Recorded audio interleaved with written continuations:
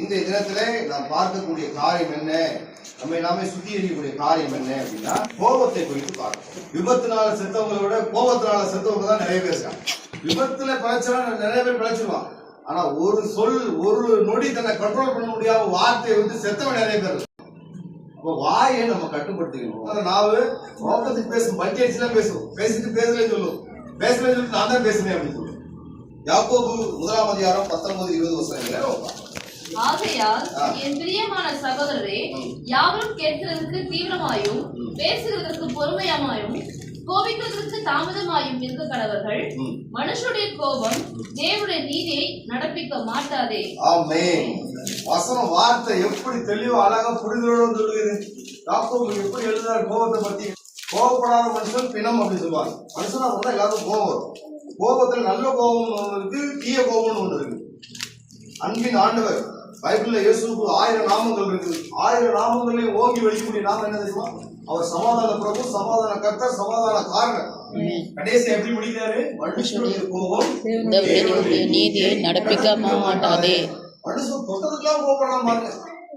கண்ணுக்கு கண், பல்லுக்கு பல், பலிக்கு பலி வாங்கணும்னு விருப்பப்படலாம். எலும்புக்கு எலும்பு, சூட்டுக்கு சூடு, ஜீவனுக்கு ஜீவன். நீ செஞ்சதை நான் திருப்பி செய்ய, நீ செஞ்சதை நான் திருப்பி செய்ய. கோபப்படுறது பாருங்க, கோபப்படுறது பிரஸ்டீஜ் மாதிரி ஆயிடுச்சு. கோபப்படணும், அது நல்ல கோபமா இருக்கணும். நம்ம பார்த்தோம்னா இயேசு கிறிஸ்து அன்பின் ஆவியானவர், ஆண்டவர், வழிநடத்துகிற கர்த்தர், சமாதான பிரபு என் பெயர் சொல்லி அழைக்கப்பட்டவர். அவரும் கோபப்பட்டார். இயேசு எதுக்கு கோபப்பட்டாரு? நியாயமான விஷயத்துக்கு கோபப்பட்டார். எடுத்தாலும் சவுக்க தேவ எப்ப பிள்ளைய சரியான நேரத்துல கரம்பெடுக்கணும். தேவோட இயேசு சரியான நேரத்துல சவுக்கு எடுத்தார். இயேசு சில பேர் பாத்தீங்கன்னா குழந்தையாவது வச்சிருப்பாங்க, வளர விட மாட்டாங்க. ஏன்னா வளர்ந்தாருன்னா சவுக்கு எடுத்து பின்னிடுவாரு, அடி சபையில விட்டு அடிப்பாரு. ஆனா வளர அப்படியே இருங்க, 6 அப்படியே இயேசு பாட்டுட்டே இருப்பான். ஏன்னா இயேசு வளர்ந்துட்டாருன்னா அவங்களுக்கு என்ன ஆகி போயிடும்? சவுக்கு எடுத்துட்டு வர்றா, அடி பின்னிடுவாரா. இயேசு வளர விடாம வச்சிருக்கான்.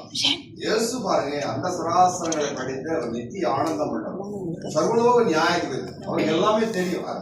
இப்ப மனுஷருடைய கோபம் தேவனுடைய நீதியை நடப்பிக்க மாட்டாங்க. ஒருத்தர் தப்பு செஞ்சுட்டான்னா நம்ம அந்த தப்புக்கு தண்டனை கொடுக்கறது மூலியமா மனுஷருடைய கோபம் நீதியை நடப்பிக்க மாட்டாங்க.